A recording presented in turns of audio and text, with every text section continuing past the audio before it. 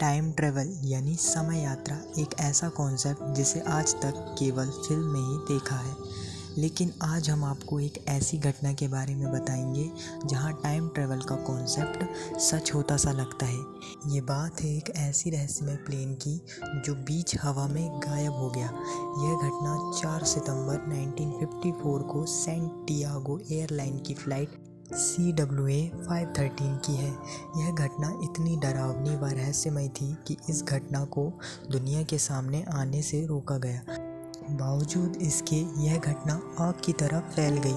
4 सितंबर 1954 को सैंटियागो की airline CWA S13 West Germany के एयरपोर्ट में 52 लोगों के साथ पोर्टो एलेग्रे ब्राज़ील के लिए उड़ान भरी। लेकिन कुछ ही घंटों के बाद फ्लाइट का कॉन्टैक्ट कंट्रोल रूम से टूट गया।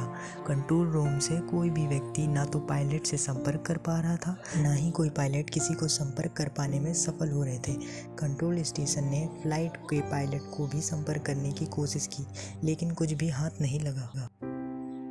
काफ़ी प्रयासों व सर्च ऑपरेशन के बाद सबने यही सोचकर उम्मीद छोड़ दी कि इस फ्लाइट को नीला आसमान निगल गया।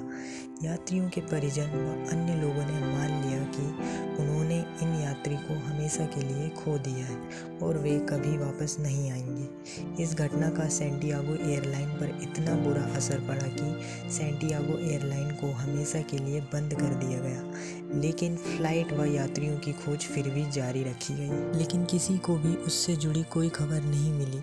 लगभग 35 साल ऐसे ही बीत गए। अब तो लोग इस घटना को भूलने भी लगे थे। लेकिन 12 अक्टूबर 1979 की सुबह ऐसी घटना हुई जिसने सभी को चौंका दिया।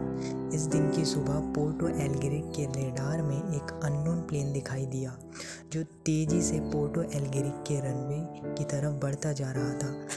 जब एयरपोर्ट के ट्रैफिक कंट्रोल रूम तक यह खबर पहुंची तो सभी ने अपना ध्यान इस पर केंद्रित किया। लेकिन जैसे ही यह प्लेन नज़दीक आया तो सभी हैरान और परेशान हो गए, क्योंकि उन्होंने प्लेन पर सैंटियागो एयरलाइन लिखा हुआ पढ़ा। लेकिन अब तक इस एयरलाइन को बंद हुए काफ़ी साल बीत चुके थे, तो यह फ़्लाइट बिना किसी चेतावनी के कैसे आ सकती है और अब तक यह कहाँ थी। सभी लोग इसी बारे में सोचकर काफ़ी घबरा रहे थे और डर भी रहे थे। कंट्रोल रूम ने फ़्लाइट के पायलट से संपर्क करने की कोशिश भी की, लेकिन उन्हें कोई भी जवाब नहीं मिला। यह घटना जितनी डरावनी थी, लेकिन अभी कंट्रोल रूम के लोगों को इस बात का बिल्कुल भी एहसास नहीं था कि यह घटना और भी डरावना रूप लेने वाली थी, जिससे उनके होश उड़ने वाले थे। इसी बीच प्लेन एयरपोर्ट पर लैंड हुआ। जब पायलट पर संपर्क करने पर कोई भी जवाब नहीं आया तो वहां मौजूद लोग ने इसके अंदर जाने का फैसला किया। जैसे तैसे लोगों ने प्लेन का दरवाज़ा खोला, लेकिन अंदर जाने से वे लोग काफ़ी डर रहे थे। लेकिन मन में भी यह जिज्ञासा थी कि प्लेन के अंदर क्या चल रहा है। हिम्मत करके जैसे ही लोग अंदर गए, वे प्लेन का मंजर देखकर काफ़ी हैरान हो गए। प्लेन में जितने भी यात्री थे वे सभी कंकाल बन गए थे, लेकिन सभी कंकाल अभी तक उसी हालात में थे जैसे वो पहले फ्लाइट में बैठकर आए थे। यहाँ तक कि कंकाल की सीट में सीट बेल्ट भी बंधी हुई थी। लोगों के मन में काफ़ी सवाल भी थे, जिनका जवाब लेने के लिए एयरपोर्ट अथॉरिटी के लोग कॉकपिट के दरवाजे की तरफ पायलट से मिलने गए। लेकिन जैसे ही उन्होंने दरवाज़ा खोला, वे हक्के बक्के रह गए। प्लेन का पायलट भी कंकाल बन चुका था, लेकिन पायलट के हाथ अभी भी प्लेन के नेविगेशन कंट्रोल में ही थे, जो बहुत चौंका देने वाला था। जब ब्राज़ील सरकार को इस प्लेन की खबर व रिसर्च की जानकारी को बहुत ही गोपनीय रखी। उन्होंने पूरी कोशिश की कि कोई भी इंफॉर्मेशन बाहर ना आ पाए, जो कि हुआ भी। किसी को भी इसकी जानकारी नहीं मिली। ब्राज़ील सरकार के ऐसे रवैये ने काफ़ी सारी इन्वेस्टिगेशन एजेंसी का ध्यान अपनी ओर केंद्रित कर लिया, जिसमें से कुछ पैरानॉर्मल इन्वेस्टिगेशन एजेंसी सबसे आगे थी। इन्वेस्टिगेटर ये दिलचस्पी दिखाने लगे थे कि उस दिन क्या हुआ था, आखिर उस घटना में ऐसी कौन से राज छुपे हुए थे जो पैरानॉर्मल एजेंसी और ब्राज़ील सरकार बाहर नहीं लाना चाहती थी। उस समय एक मशहूर इन्वेस्टिगेटर और साइंटिस्ट हुआ करते थे, जिनका नाम डॉक्टर कोल्से अट्टेले था। यह घटना उनकी नज़र से भी बच नहीं पाई और उनका ध्यान भी अपनी ओर खींच लिया। अब उन्होंने फैसला किया कि वे इस घटना का असली कारण दुनिया के सामने लाएंगे, जिसके लिए उन्होंने काफ़ी मेहनत भी की।